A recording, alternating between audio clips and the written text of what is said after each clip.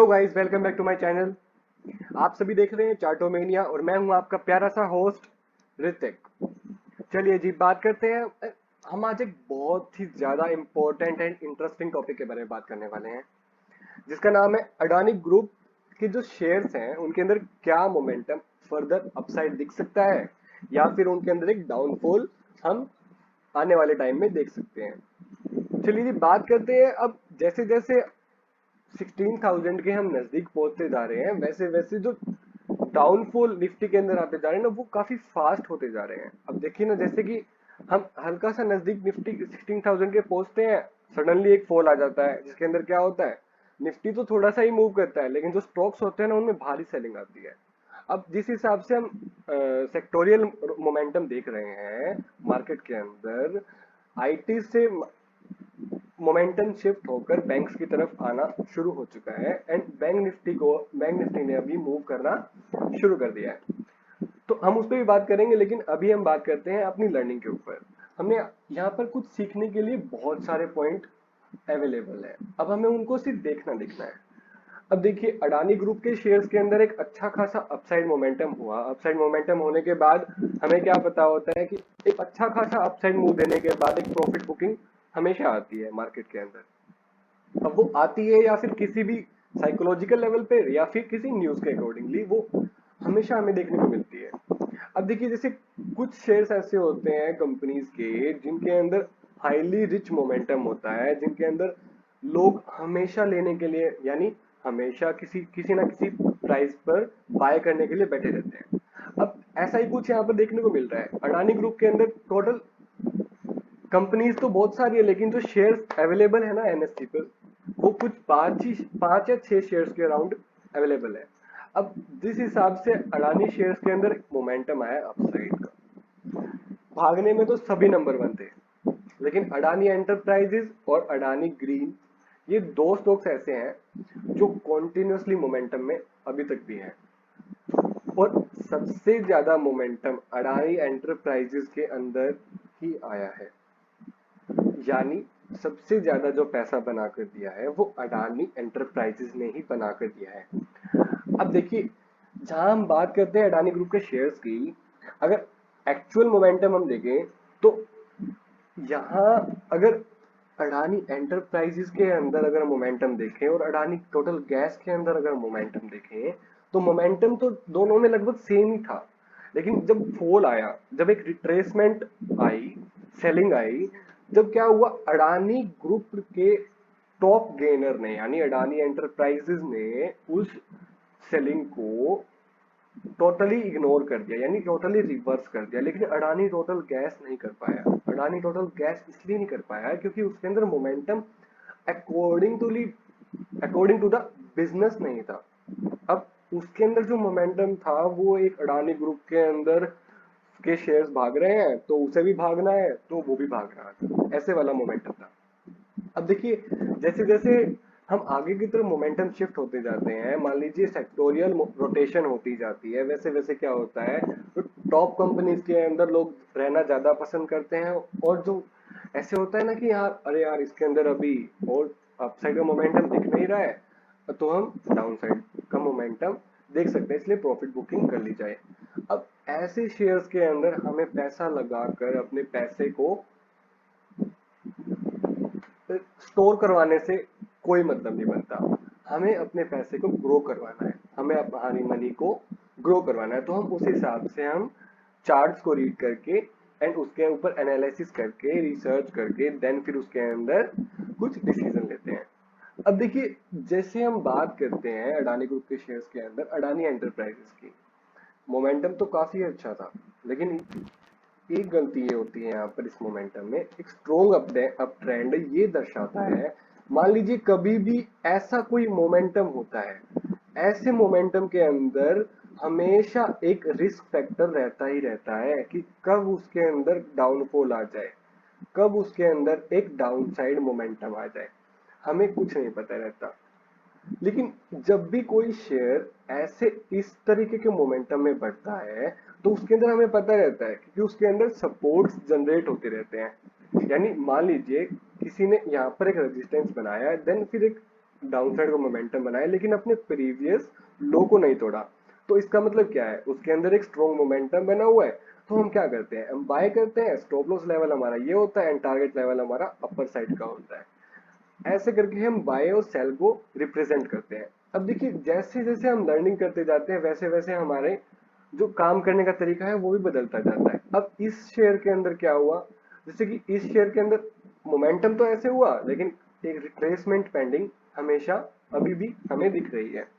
Retracement का मतलब क्या होता है, मान लीजिए कोई भी शेयर की वैल्यू अगर ओवर वैल्यूड हो जाती है तो उसके अंदर ओवरबॉट सिचुएशन के अंदर एक प्रॉफिट बुकिंग हमेशा आती ही है और वो आनी ही चाहिए, तभी वो सस्टेनेबल मूव होता है। अदरवाइज हम उसको कह देते हैं कि ये जो मूव जा रहा है ना, अगर इसके अंदर कहीं पर भी नेगेटिव कैंडल बनी तो जो सेलर्स का जो इंप्रेशन आएगा ना वो काफी हैवी इंप्रेशन आएगा, जिसकी वजह से हम उन चीजों के ऊपर डील नहीं कर पाते।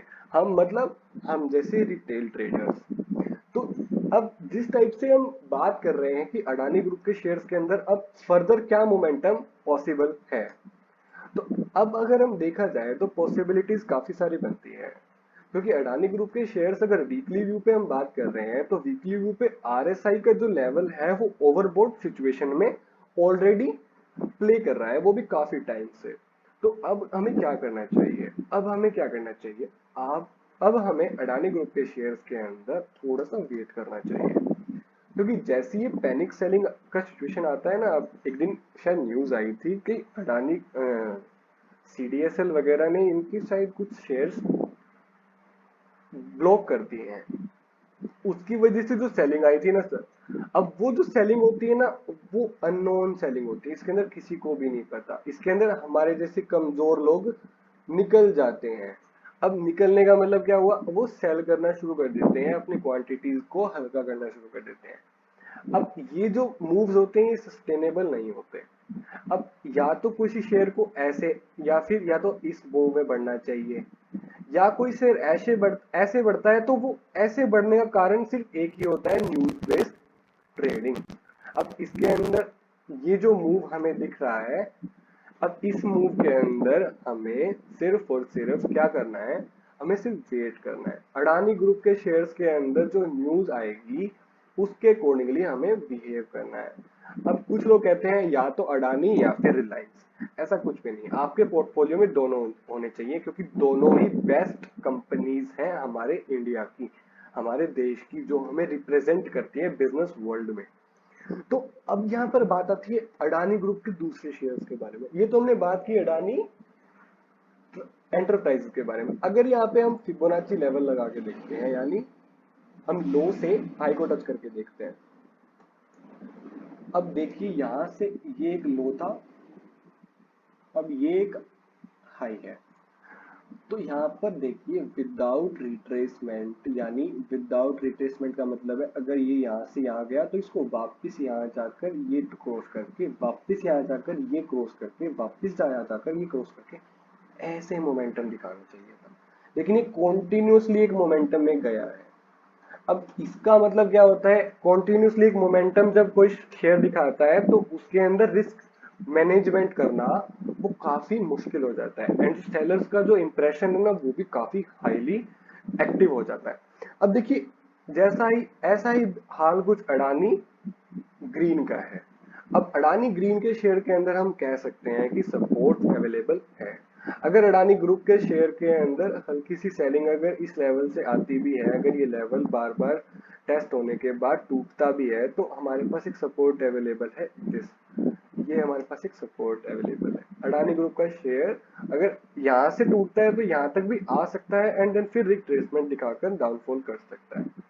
ये हमारी कुछ चार्ट के ऊपर वैल्यूज इंडिकेशन होती है। मान लो हम किसी चीज के ऊपर बिलीव कर सकते हैं, रिलाई हो सकते हैं कि अगर यहाँ से ब्रेकडाउन आया तो ब्रेकडाउन आने के बाद जो नेक्स्ट सपोर्ट हमें दिख के आता है वो 773 के अराउंड आता है। अब ऐसा ही एक अडानी पोर्ट के ऊपर हम रिसर्च करते हैं। अडानी पोर्ट के अंदर भी काफी अच्छा अपसाइड मूव हमें देखने को मिला। अडानी पोर्ट के अंदर अराउंड 400 के लेवल से स्टॉक डबल हो चुका है। इंडिस ने भी अच्छे खासे रिटर्न प्रोवाइड किए हैं।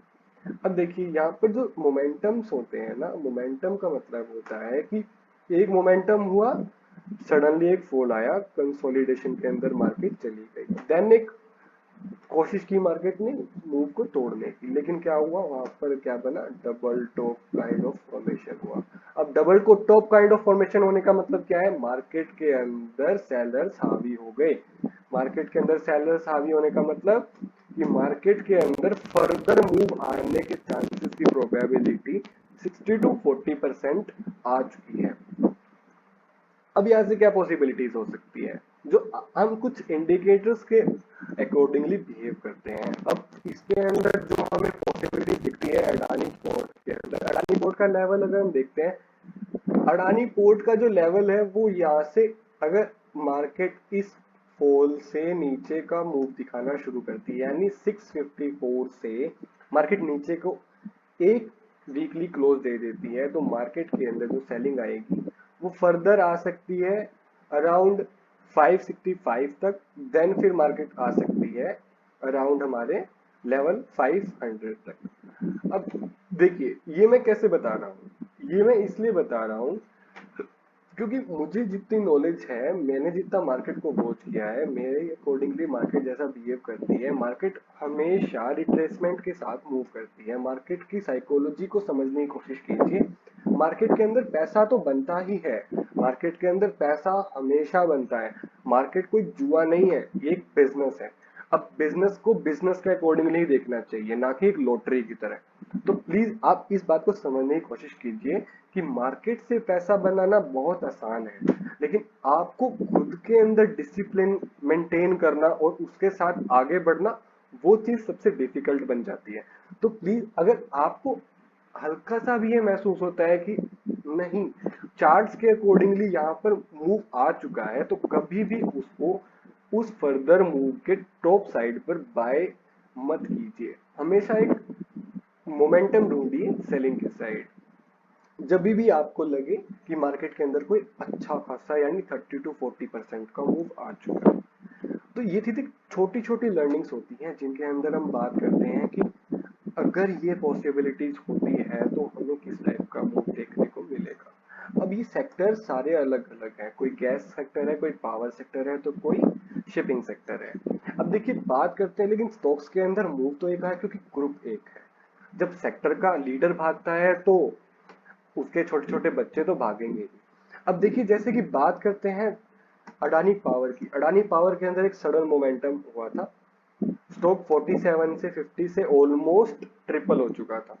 अब ट्रिपल होने के बाद क्या हुआ, एक मोमेंटम आया, जैसे ही अडानी एंटरप्राइजेस और अडानी पोर्ट के अंदर एक छोटा सा मोमेंटम आया डाउन साइड, वैसे ही अडानी पावर के अंदर कितना मोमेंटम आया, ऑलमोस्ट स्टॉक अपने हाई से 20 to 30% का रिट्रेसमेंट दिखा चुका है, और अभी भी फर्दर इसके चांसेस हैं कि ये थोड़ा सा लोअर लेवल को और टेस्ट कर सकता है। तो ऐसे हम चार्ट्स को रीड करते हैं। अब देखिए अगर हम अडानी जो एंटरप्राइजेस है उसका अगर हम डेली चार्ट को रिव्यू करते हैं ना, डेली चार्ट के अंदर हम क्या देखने को मिलता है, डेली चार्ट हमें वीकली चार्ट से थोड़ा सा वीक नजर आता है।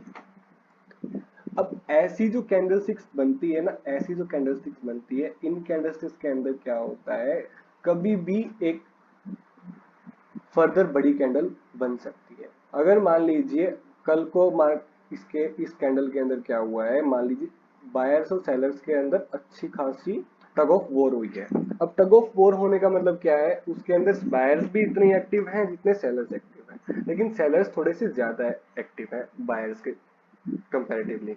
अब बायर्स को सेलर्स को हराने के लिए क्या करना पड़ेगा, इस लेवल के इस कैंडल के हाई को क्रॉस करना पड़ेगा, जब जाकर मार्केट को वो अपसाइड ले जा पाएंगे। अब जब तक वो इस कैंडल के हाई को क्लोज नहीं करते हैं तब तक मार्केट या तो साइडवेज रहेगी या फिर मार्केट एक डाउनफॉल भी दिखा सकती है।